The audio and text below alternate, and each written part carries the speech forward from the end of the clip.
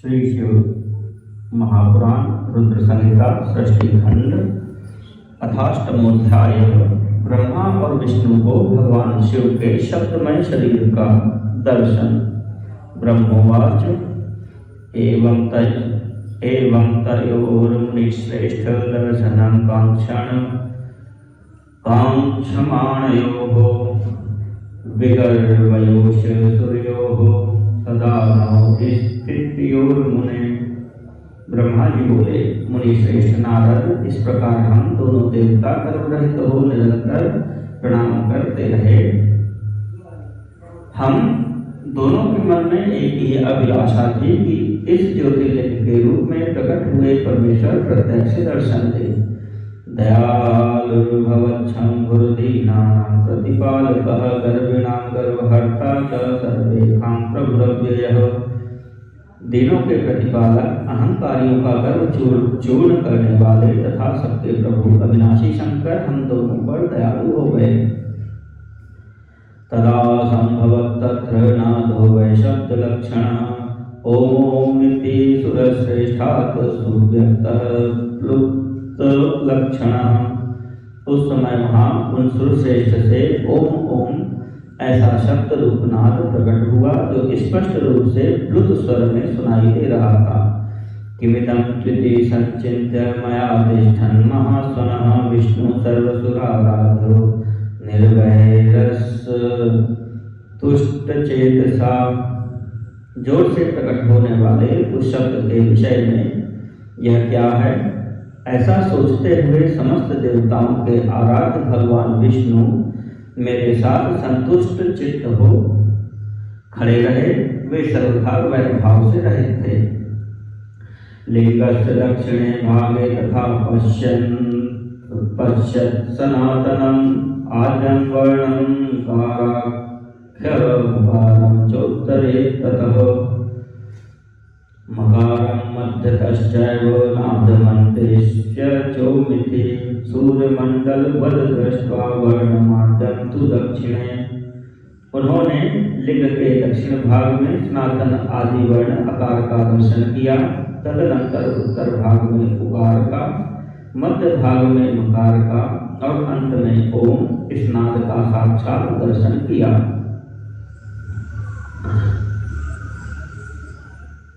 उत्तरे पावकप्रख्यमुकारं ऋषिसत्तं शीतांशुमण्डलप्रख्यं मकारं तस्य मध्यतः। हे ऋषिश्रेष्ठ, दक्षिण भाग में प्रकट हुए आदि वर्ण आकार को सूर्यमंडल के समान तेजोमय देखकर उन्होंने उत्तर भाग में उकार वर्ण को अग्नि के समान देखा। हे मुनिश्रेष्ठ, इसी तरह उन्होंने मध्य भाग में मकार को चंद्रमंडल के समान देखा। तस्योपरि तदा पश्यच्छुद्धस्फटिकसुप्रभं तुरीयातीतं मलं निष्कलं निरुपद्रवं निर्द्वन्द्वं केवलं शून्यं बाह्याभ्यन्तरवर्जितं सबाह्याभ्यन्तरे चैव बाह्याभ्यन्तरसंस्थितम् आदिमध्यान्तरहितमानन्दश्चादिकारणं सत्यमानन्दं रतं परं ब्रह्मपरायणम्। तदनंतर उसके ऊपर शुद्ध स्फटिक मणि के समान निर्मल प्रभा से युक्त तुरीयातीत अमल निष्कल निरुपद्रव निर्द्वंद्व अद्वितीय शून्यमय बाह्य और आभ्यंतर के भेद से रहित बाह्याभ्यंतर भेद से युक्त जगत के भीतर और बाहर स्वयं ही स्थित आदि मध्य और अंत से रहित आनंद के आदि कारण तथा सबके परम आश्रय सत्य आनंद और अमृत स्वरूप परब्रह्म का साक्षात्कार किया। कुत एवाभिसंभूतः परीक्षावोऽपि संभवम् अधोगमिष्याम्यनलस्तम्भ्यश्चानुपमश्च च। वेद शब्दो भयावेशं विश्वात्मानं विचिन्तयत् सदा भवद्रशिस्तत्र ऋषेसार्थमः स्मृतः। उस समय श्री हरि यह सोचने लगे कि यह अग्निस्तंभ कहाँ से प्रकट हुआ है। हम दोनों फिर इसकी परीक्षा करें। मैं इस अनुपम अग्नि स्तंभ के नीचे जाऊंगा, ऐसा विचार करते हुए श्री हरि ने वेद और शब्द दोनों के आवेश से युक्त विश्वात्मा शिव का चिंतन किया। तब वहां एक ऋषि प्रकट हुए जो ऋषि समूह के परम सार रूप माने जाते हैं। तेन वैष्णविष्णुर्गातवान् परमेश्वरं महादेवं परम ब्रह्म शब्द ब्रह्म तनु परम। उन्हीं ऋषि के द्वारा परमेश्वर श्री विष्णु ने जाना कि इस शब्द ब्रह्ममय शरीर वाले परम लिंग के रूप में साक्षात परब्रह्म स्वरूप महादेव जी ही यहाँ प्रकट हुए हैं। चिंतया रहितो रुद्रो वाचो यन्मनसा सह अप्राप्त तन्निवर्तन्ते वाचस्त्वे काक्षरेण सह। ये चिंता रहित अथवा अचिंत्य रुद्र हैं, जहाँ जाकर मन सहित वाणी उसे प्राप्त किए बिना ही लौट आती है। उस परब्रह्म परमात्मा शिव का वाचक एकाक्षर प्रणव ही है, वे इसके वाच्यार्थ रूप हैं। एकाक्षरेण तद्वाक्यरतं परम कारणं सत्यमानंदं रतं परम ब्रह्म परात्परम्। उस परम कारण रित सत्य आनंद एवं अमृत स्वरूप परात्पर परम ब्रह्म को इस एकाक्षर के द्वारा ही जाना जा सकता है। एकाक्षराद काराख्यात भगवान बीज कोंडजः एकाक्षरादुराकाराख्यात हरि परम कारणम्।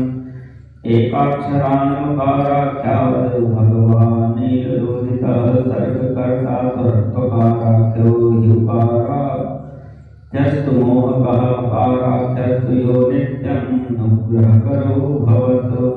मकाराख्यो विभुर्बीजकारो बीजोच्यते।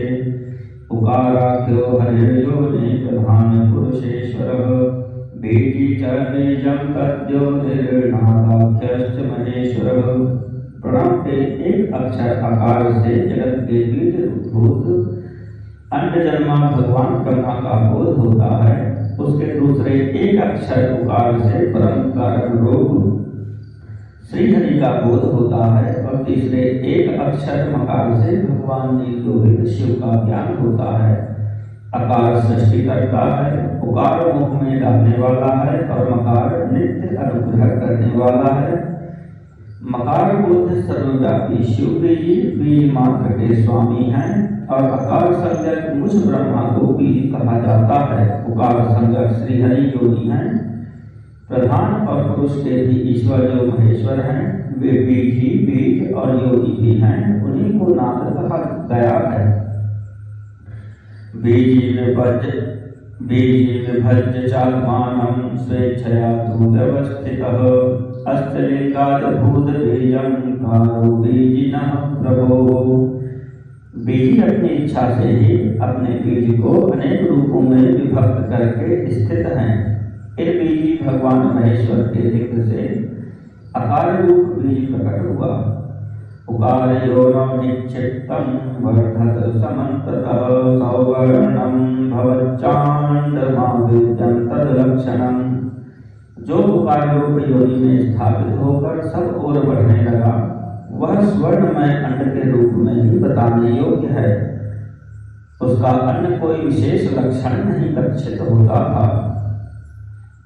अनेकाब्दं तथा चाक्षु दिव्यमण्डलं व्यवस्थितं ततो वर्षसहस्रान्ते द्विधा कृतं ज्योतिर्भवम्। अंडमप्सु स्थितं साक्षात् व्याघातेनेश्वरेण तु तथा शुभं हैमं कपालं चोर्ध्वसंस्थितम्। वह दिव्य अंड अनेक वर्षों तक जल में ही स्थित रहा। तदनंतर 1000 वर्ष के बाद उस अंड के 2 टुकड़े हो गए। जल में स्थित हुआ वह अंड अजन्मा ब्रह्मा जी की उत्पत्ति का स्थान था और साक्षात महेश्वर के आघात से ही फूटकर 2 भागों में बट गया था। उस अवस्था में ऊपर स्थित हुआ उनका स्वर्णमय कपाल बड़ी शोभा पाने लगा।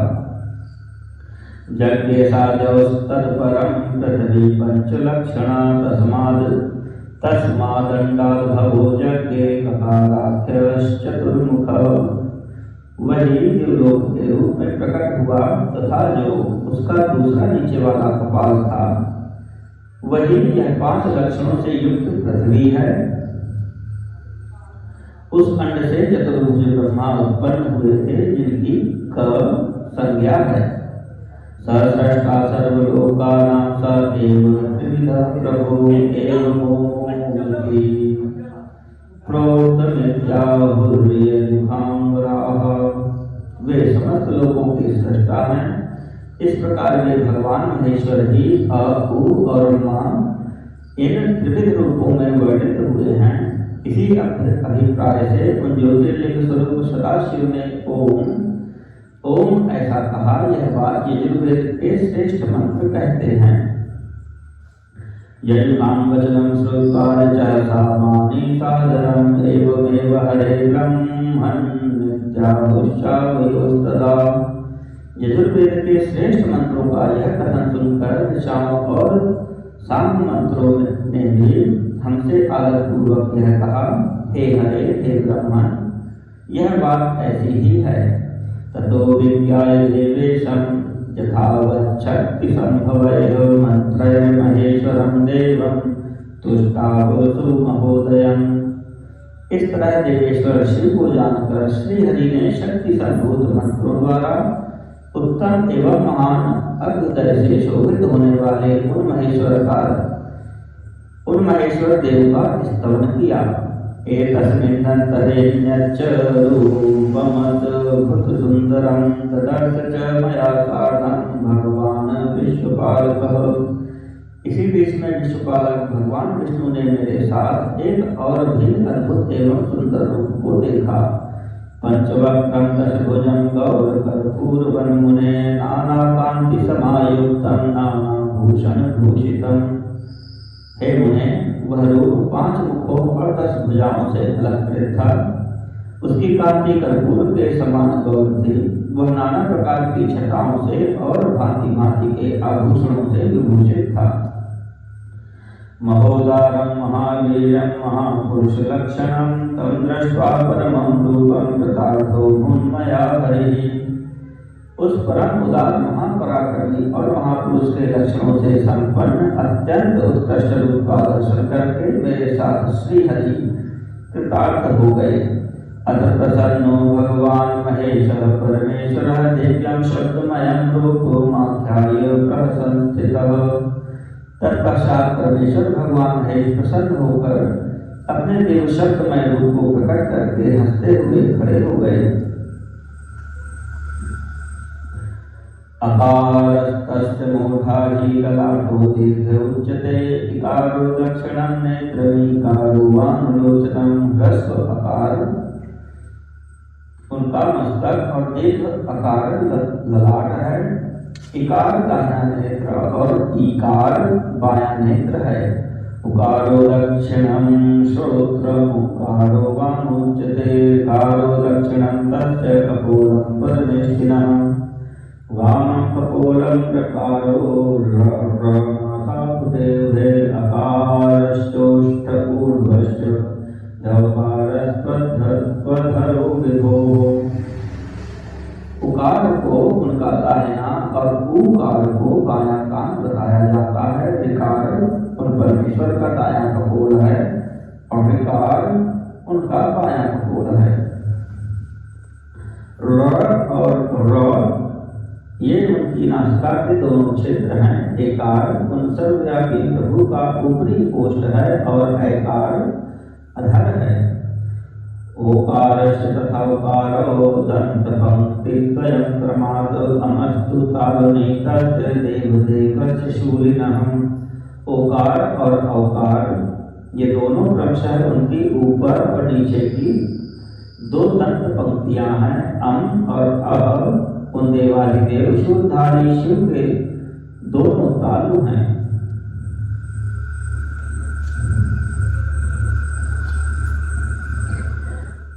आदि पंचाक्षराणस्य पंचहस्तास्य दक्षिणे चादि पंचाक्षराण्येवं पंचहस्तास्तु वामतः। क आदि 5 अक्षर उनके दाहिने 5 हाथ हैं और च आदि 5 अक्षर बाएं 5 हाथ हैं। टादि पंचाक्षरं पारासादि पंचाक्षरं तथा पकार उदरं तस्य पकारः पार्श्वोच्यते पकारो वाम पार्श्वस्तु पकारः स्कन्ध उच्यते मकारो हृदयं शम्भुर्महादेवस्य योगिनः ट आदि और त आदि पांच अक्षर उनके पैर हैं। पकार पेट है। पकार को दाहिना पार्श्व बताया जाता है और पकार को बायां पार्श्व। भकार को कंधा कहा जाता है। मकार उन योगी महादेव शंभु का हृदय है। यकारादि सकारांता विभुर्वै सप्तधातवः हकारो नाभिरूपो हि शकारो घ्राण उच्यते। यश लेकर स तक या र ल व श तथा स ये 7 अक्षर सर्वव्यापी शिव की 7 धातुएं हैं। हकार को नाभि और शकार को नासिका कहा जाता है। एवं शब्दमयं रूपं गुणश्च गुणात्मनः दृष्ट्वा तमोमया साधं तथातो गुणमया हरि। इस प्रकार निर्गुण एवं गुण स्वरूप परमात्मा के शब्दमय रूप को भगवती उमा सहित देखकर श्रीहरि मेरे साथ कृतार्थ हो गए। एवं दृष्ट्वा महेशानं शब्द ब्रह्मतनं शिवं प्रणम्य च मया विष्णु पुनश्चापश्य दूर्ध्वतः। इस प्रकार शब्द ब्रह्ममय शरीरधारी महेश्वर शिव का दर्शन पाकर मेरे साथ श्रीहरि ने उन्हें प्रणाम करके पुनः ऊपर की ओर देखा। ओंकार प्रभुं मंत्रं कलापंचक संयुतं शुद्ध स्फटिक संकाशं शुभाष्टत्रिंशदक्षरम्। उस समय उन्हें 5 कलाओं से युक्त ओंकार जनित शुद्ध स्फटिक मणि के समान सुंदर 38 अक्षरों वाले मंत्र का साक्षात्कार हुआ। मेधाकारमद्भूत भूयः सर्वधर्मार्थ साधकं गायत्री प्रभवं मंत्रं सहितं वश्यकारकं चतुर्विंशतिवर्णाढ्यं चतुष्कल्मनुत्तमम् अथ 500 मंत्रं कलाष्टक समायुक्तम्। पुनः संपूर्ण धर्म तथा अर्थ का साधक बुद्धि स्वरूप अत्यंत हितकारक और सबको वश में करने वाला गायत्री नामक महान मंत्र लक्षित हुआ। वह 24 अक्षरों तथा 4 कलाओं से युक्त श्रेष्ठ मंत्र है। पंचाक्षर मंत्र नमः शिवाय 8 कलाओं से युक्त है। आदिचारिकमत्यर्थं प्रायस्त्रिंशच्छुभाक्षरम् यजुर्वेद समायुक्तं 25 शुभाक्षरम्। अभिचारी सिद्धि के लिए प्रयोग किया जाने वाला मंत्र 30 अक्षरों से संपन्न है, किंतु यजुर्वेद में प्रयुक्त मंत्र 25 सुंदर अक्षरों का ही है। कलाष्टक समायुक्तं सुश्वेतं शांतिकं तथा 13 कलायुक्तं बालाद्यैर्लोहितम्।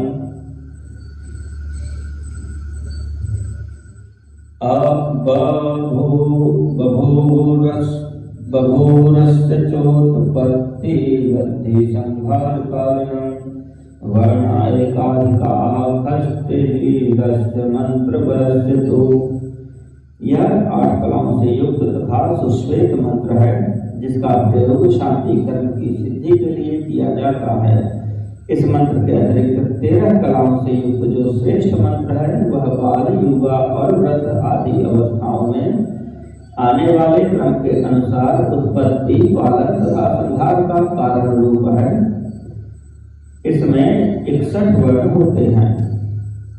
पुनर्मृत्युंजयं मंत्रं पंचाक्षरमतः परं चिंतामणि तथा मंत्रं दक्षिणामूर्ति संज्ञकम्। इसके पश्चात विष्णु ने मृत्युंजय मंत्र, पंचाक्षर मंत्र, चिंतामणि मंत्र तथा दक्षिणामूर्ति मंत्र को देखा।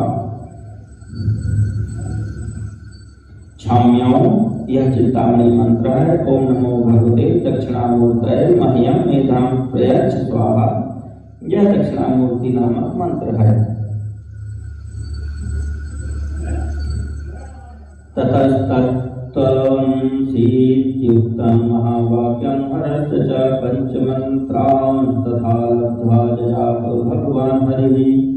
इसके बाद भगवान विष्णु ने शंकर को तत्त्वमसि वही तुम हो यह महावाक्य कहा। इस प्रकार उक्त पंच मंत्रों को प्राप्त करके वे भगवान श्री हरि उनका जप करने लगे। अथ दृष्ट्वा कलावर्णं रवियजुःसामरूपिणम् ईशानमीश मुकुटं पुरुषाख्यं पुरातनं घोरहृदयं हृदं सर्वगुह्यं सदाशिवं वामपादं महादेवं महाभोगीन्द्रभूषणं विश्वतपादवन्तं तं विश्वतोक्षिकरं शिवं ब्रह्मणोऽधिपतिं सर्वस्थितिसंहारकारणं तुष्टावाग्भिरिष्टाभिः साम्बं वरदमीश्वरं मया च सहितो विष्णुर्भगवान् सुतुष्टचेतसा। इसके पश्चात अतिरिक्त यजुः सामरूपवर्णों की कलाओं से युक्त ईशान ईशों के मुकुट पुरातन पुरुष अघोर हृदय मनोहर सर्वगुह्य सदाशिव तांडव इत्यादि कालों में वाम पाद पर अवस्थित रहने वाले महादेव महान सर्पराज को आभूषण के रूप में धारण करने वाले चारों ओर चरण और नेत्र वाले कल्याणकारी ब्रह्मा के अधिपति सृष्टि स्थिति संहार के कारण रूप वरदायक सांब महेश्वर को देखकर भगवान विष्णु प्रसन्न मन से प्रिय वचनों द्वारा मेरे साथ उनकी स्तुति करने लगे। इति श्री महापुराणे द्वितीयायां मधुसंहितायां प्रथम खंडे षष्ठी उपाख्याने शब्द ब्रह्म तनु वर्णनम नाम अष्टमोऽध्यायः।